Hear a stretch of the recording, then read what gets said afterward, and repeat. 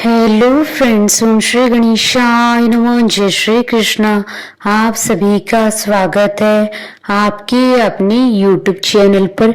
Friends, आज हम आपको इस वीडियो में बताने जा रहे हैं रमा एकादशी का शुभ मुहूर्त, व्रत पारण का समय, पूजा विधि, नियम, महत्व और रमा एकादशी की पौराणिक व्रत कथा, रमा एकादशी के दिन किए जाने वाले उपायों के बारे में। फ्रेंड्स, वीडियो शुरू करने से पहले आपसे रिक्वेस्ट है, अगर आप हमारे चैनल पर नए हैं और आपने अभी तक चैनल को सब्सक्राइब नहीं किया है तो प्लीज सब्सक्राइब कीजिएगा चैनल को, साथ ही प्रेस कीजिएगा बेल आइकन को, जिससे नए वीडियो से रिलेटेड नोटिफिकेशन आपको तुरंत प्राप्त हो सके।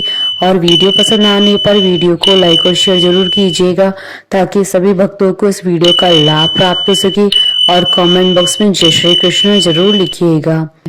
कार्तिक मास के कृष्ण पक्ष की एकादशी को रमा एकादशी के नाम से जाना जाता है। ये एकादशी दिवाली से 4 दिन पहले आती है। रमा एकादशी के दिन से ही लक्ष्मी पूजा की शुरुआत हो जाती है। इस दिन भगवान विष्णु जी के केशव स्वरूप के साथ साथ माँ लक्ष्मी जी की पूजा की जाती है। माता लक्ष्मी का एक और नाम रमा भी है, जिसकी वजह से इस एकादशी को रमा एकादशी के नाम से जाना जाता है। रमा एकादशी पर व्रत और पूजा से विशेष लाभ मिलता है। मान्यता है कि इसके प्रभाव से महापाप भी दूर हो जाते हैं। इस दिन विधि विधान से भगवान विष्णु जी की पूजा कर नैवेद्य अर्पण किया जाता है। मान्यताओं के अनुसार इस व्रत के प्रभाव से सभी पाप नष्ट हो जाते हैं और साथ ही माँ लक्ष्मी जी की कृपा से कभी भी घर में धन की कमी नहीं आती है। रमा एकादशी के दिन भगवान विष्णु और माता लक्ष्मी जी की पूजा की जाती है। सभी एकादशियों में रमा एकादशी का महत्व कई गुना ज्यादा माना जाता है। रमा एकादशी अन्य दिनों की तुलना में हजारों गुना अधिक फलदायी मानी गई है। मान्यता है कि जो भी व्यक्ति यह व्रत करता है उसके जीवन की सभी मनोकामनाएं जरूर ही पूरी होती है। यह व्रत करने वाले के जीवन में समृद्धि और संपन्नता आती है। यह चतुर्मास की आखिरी एकादशी होती है। आर्थिक तंगी से निजात पाने के लिए रमा एकादशी का व्रत किया जाता है। इस दिन व्रत करने से माँ लक्ष्मी जी को प्रसन्न किया जाता है और धन संपदा की प्राप्ति होती है। इसलिए ही कार्तिक मास की इस एकादशी को लक्ष्मी एकादशी के नाम से भी जाना जाता है। मान्यता है कि रमा एकादशी के दिन माता लक्ष्मी के रमा स्वरूप के साथ भगवान विष्णु जी के पूर्ण अवतार केशव स्वरूप की पूजा की जाती है। फ्रेंड्स, अब आइए जानते हैं रमा एकादशी की पूजन विधि और नियमों के बारे में। एकादशी व्रत के नियमों का गंभीरता से पालन करना चाहिए, तभी इस व्रत का पुण्य प्राप्त होता है। एकादशी व्रत के नियमों के अनुसार व्रत का आरंभ दशमी तिथि के समापन से ही आरंभ हो जाता है, इसलिए दशमी तिथि के दिन सूर्यास्त के बाद भोजन ग्रहण नहीं करना चाहिए। रमा एकादशी के दिन प्रातःकाल स्नान करने के बाद व्रत का संकल्प लें, भगवान विष्णु जी की पूजा करें। इस दिन माँ लक्ष्मी जी की भी पूजा का विधान है। एकादशी के दिन सुबह स्नान आदि से निवृत्त होकर स्वच्छ वस्त्र धारण करें और फिर पूजा करें। पूजा में धूप दीप तुलसी के पत्ते नैवेद्य फूल फल का प्रयोग करें। मान्यता है कि इस दिन भगवान विष्णु जी का पीले वस्त्र और पीले फूलों से श्रृंगार करना चाहिए। इसके बाद एकादशी की पूजा आरंभ करें। भगवान विष्णु और माता लक्ष्मी की पूजा करें। इस दिन विष्णु जी को मुख्य रूप से तुलसी के पत्र चढ़ाए जाते हैं। तुलसी का विशेष महत्व होता है, इससे सारे पापों का नाश होता है। उसके पश्चात रमा एकादशी की व्रत कथा सुने अथवा पढ़े। भगवान विष्णु और माता लक्ष्मी जी की आरती करें, सबको प्रसाद वितरित करें। रमा देवी लक्ष्मी का दूसरा नाम है, इसलिए इस एकादशी में भगवान विष्णु जी के साथ देवी लक्ष्मी जी की पूजा आराधना की जाती है, जिससे जीवन में सुख समृद्धि स्वास्थ्य और खुशियां आती है। एकादशी के दिन घर में गीता का पाठ भजन कीर्तन किए जाते हैं। इस दिन भगवत गीता को पढ़ना अच्छा माना जाता है। एकादशी के दिन रात्रि में जागरण करें। अगले दिन द्वादशी के दिन ब्राह्मणों को भोजन करवाकर व्रत पारण मुहूर्त में व्रत का पारण करें। फ्रेंड्स, अब आइए जानते हैं साल 2025 की रमा एकादशी और गोवत्स द्वादशी के शुभ मुहूर्त के बारे में। हिंदू पंचांग के अनुसार साल 2025 में रमा एकादशी और गोवत्स द्वादशी का पर्व 17 अक्टूबर 2025 शुक्रवार के दिन है। कार्तिक कृष्ण एकादशी तिथि प्रारंभ होगी 16 अक्टूबर 2025 को सुबह 10:35 पर और कार्तिक कृष्ण एकादशी तिथि का समापन होगा 17 अक्टूबर 2025 को सुबह 11:12 पर। व्रत पारण का समय रहेगा 18 अक्टूबर 2025 को सुबह 6:24 से सुबह 8:41 पर। पारण तिथि के दिन द्वादशी समाप्त होने का समय रहेगा दोपहर 12:18 पर। और इस दिन सिद्धि योग का शुभ संयोग भी बन रहा है। साथ ही इस दिन गोवत्स द्वादशी का पर्व भी मनाया जाएगा। द्वादशी तिथि प्रारंभ होगी 17 अक्टूबर 2025 को सुबह 11:12 पर और द्वादशी तिथि का समापन होगा 18 अक्टूबर 2025 को दोपहर 12:18 पर। प्रदोष कल पूजन का समय रहेगा 17 अक्टूबर 2025 को शाम 5:49 से रात्रि 8:20 तक। कुल अवधि 2 घंटे 31 मिनट है। फ्रेंड्स, आप हमारे चैनल पर ज्वाइन बटन को दबाकर हमारे चैनल के मेंबर बन सकते हैं। हम हमारे चैनल के मेंबर्स के कमेंट्स को टॉप प्रायोरिटी पर रखकर उनका रिप्लाई करते हैं। फ्रेंड्स, अब आइए जानते हैं रमा एकादशी के दिन किए जाने वाले उपायों के बारे में। जीवन साथी का हमेशा साथ बनाए रखने के लिए आज के दिन सुबह स्नान आदि के बाद स्वच्छ वस्त्र धारण करके तुलसी के पौधे की जड़ में जल चढ़ाएं, साथ ही थोड़ा सा सिंदूर चढ़ाएं। आज के दिन ऐसा करने से जीवन साथी का साथ हमेशा बना रहेगा। अगर आप अपने धन में बढ़ोतरी करना चाहते हैं तो आज के दिन आपको सुबह स्नान आदि करने के बाद धन कारक 11 कौड़ियों की पूजा करनी चाहिए। पूजा के बाद उन कौड़ियों को पीले रंग के कपड़े में लपेटकर तिजोरी में रखें या जिस जगह आप धन रखते हैं वहां संभाल कर रखना चाहिए। आज के दिन ऐसा करने से आपके धन में बढ़ोतरी होगी। अगर आप अच्छे स्वास्थ्य की कामना रखते हैं तो आज के दिन आपको अपने नहाने के पानी में थोड़ा सा गंगा जल, तुलसी की पत्ती, आंवले का फल डालकर नहाना चाहिए। अगर ऐसा संभव न हो तो नहाने के पानी में थोड़ा सा प्रयाग से लाया गया जल अवश्य डालें। इस प्रक्रिया को अगले 21 दिनों तक जारी रखें। ऐसा करने से आपका स्वास्थ्य अच्छा बना रहेगा। फ्रेंड्स, अब आइए प्रारंभ करें रमा एकादशी की पौराणिक कथा। धर्मराज युधिष्ठिर कहने लगे कि हे भगवान, अब आप मुझे कृपा करके कार्तिक मास के कृष्ण पक्ष की एकादशी के विषय में बताइए। इस एकादशी का क्या नाम है तथा इसके व्रत का क्या विधान है, इसकी क्या विधि है, इसका व्रत करने से किस फल की प्राप्ति होती है। कृपया यह सब विधान पूर्वक कहिए।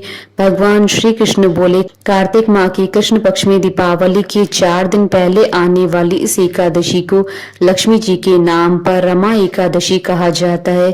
इसे पुण्यदायिनी एकादशी के नाम से भी जाना जाता है।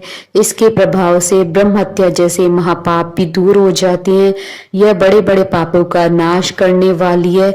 इसका महात्म मैं तुमसे कहता हूँ, ध्यान पूर्वक सुनो। हे राजन, प्राचीन काल में मुचुकुंद नाम के एक राजा थे। उसकी इंद्र के साथ मित्रता थी और साथ ही यम, कुबेर, वरुण और विभीषण भी उसी के मित्र थे।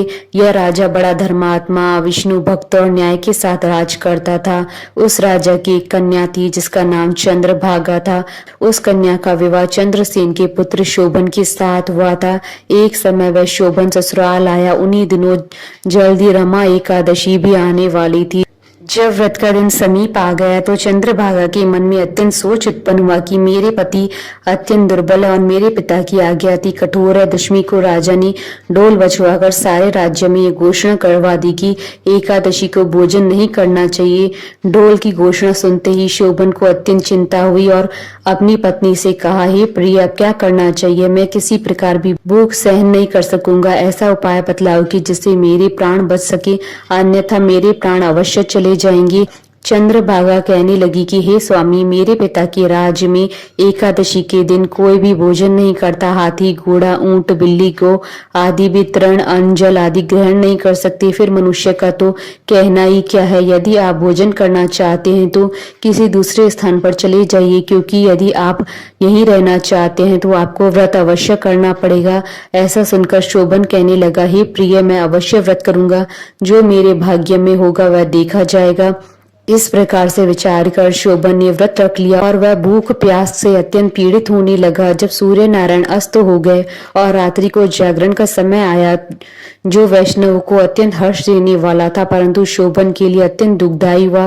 प्रातः काल होते ही शोभन के प्राण निकल गए। तब राजा ने सुगंधित काष्ठ से उसका दाह संस्कार करवाया, परंतु चंद्रभागा ने अपने पिता की आज्ञा से अपने शरीर को दग्ध नहीं किया और शोभन की अंत्येष्टि क्रिया के बाद अपने पिता के घर में ही रहने लगी। रमा एकादशी के प्रभाव से शोभन को मंदराचल पर्वत पर धन धान्य से युक्त तथा शत्रुओं से रहित एक सुंदर देवपुर प्राप्त हुआ। वह अत्यंत सुंदर रत्न और वैदुर्य मणि जड़ित स्वर्ण के खंभों पर निर्मित अनेक प्रकार के स्फटिक मणियों से सुशोभित भवन में बहुमूल्य वस्त्राभूषणों तथा छत्र व चमड़ से विभूषित गंधर्व और अप्सराओं से युक्त सिंहासन पर आरूढ़ ऐसा शोभायमान होता था मानो दूसरा इंद्र विराजमान हो। एक समय मुचुकुंद नगर में रहने वाले एक सोम शर्मा नामक ब्राह्मण तीर्थ यात्रा करता हुआ घूमता घूमता उधर जा निकला और उसने शोभन को पहचाना कि यह तो राजा का जमाई शोभन है। उसके निकट गया। शोभन भी उसे पहचान कर अपने आसन से उठकर उनके पास आया और प्रणाम आदि करके कुशल प्रश्न किया। ब्राह्मण ने कहा कि राजा मुचुकुंद और आपकी पत्नी कुशल से है। नगर में सब प्रकार से कुशल है, परंतु हे राजन, हमें आश्चर्य हो रहा है कि आप अपना वृतांत कहिए कि ऐसा सुंदर नगर जो न कभी देखा न सुना आपको कैसे प्राप्त हुआ। तब शोभन बोला कि कार्तिक कृष्ण पक्षी रमा एकादशी का व्रत करने से मुझे यह नगर प्राप्त हुआ, परंतु यह अस्थिर है। यह स्थिर हो जाए ऐसा कोई उपाय कीजिए। ब्राह्मण कहने लगा कि हे राजन, यह स्थिर क्यों नहीं है और कैसे स्थिर हो सकता है, आप बताइए, फिर मैं अवश्य में वह उपाय करूंगा। मेरी इस बात को आप मिथ्या न समझिए। शोभन ने कहा कि मैंने इस व्रत को श्रद्धा रहित होकर किया था। यह सब कुछ अस्थिर है। यदि आप मुचुकुंद की कन्या चंद्रभागा को यह वृतांत कहें तो यह स्थिर हो जाएगा। ऐसा सुनकर उस श्रेष्ठ ब्राह्मण ने अपने नगर लौटकर चंद्रभागा से सब वृतांत कह सुनाया। ब्राह्मण के वचन सुनकर चंद्रभागा बड़ी प्रसन्नता से ब्राह्मण से कहने लगी कि हे ब्राह्मण, ये सब बातें आपने प्रत्यक्ष देखी हैं या स्वप्न की बातें कर रहे हैं। ब्राह्मण कहने लगा कि हे पुत्री, मैंने महावन में तुम्हारे पति को प्रत्यक्ष देखा है, साथ ही किसी से विजय न हो ऐसा देवताओं के नगर के समान उसका नगर भी देखा है। उन्होंने यह भी कहा कि यह स्थिर नहीं है। किस प्रकार वह स्थिर रह सके, इस उपाय करना चाहिए। चंद्रभागा कहने लगी, हे विप्र, तुम मुझे वहां ले चलो। मुझे पतिदेव के दर्शन की तीव्र लालसा है। मैं अपने किए हुए पुण्य से उस नगर को स्थिर बना दूंगी। आप ऐसा कार्य कीजिए जिससे उनका हमारा संयोग हो, क्योंकि वियोगी को मिला देना महान पुण्य होता है। सोम शर्मा यह बात सुनकर चंद्रभागा को लेकर मंदराचल पर्वत के समीप वामदेव ऋषि के आश्रम पर गया।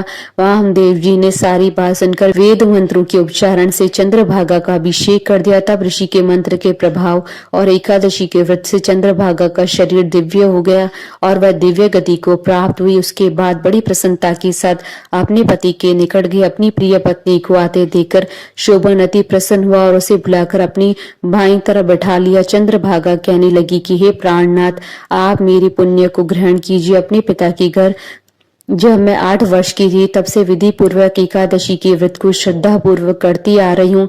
इस पुण्य के प्रताप से आपका यह नगर स्थिर हो जाएगा तथा समस्त कर्मों से युक्त होकर प्रलय के अंत तक रहेगा। इस प्रकार चंद्रभागा दिव्य आभूषण और वस्त्रों से सुसज्जित होकर अपने पति के साथ आनंद पूर्वक रहने लगी।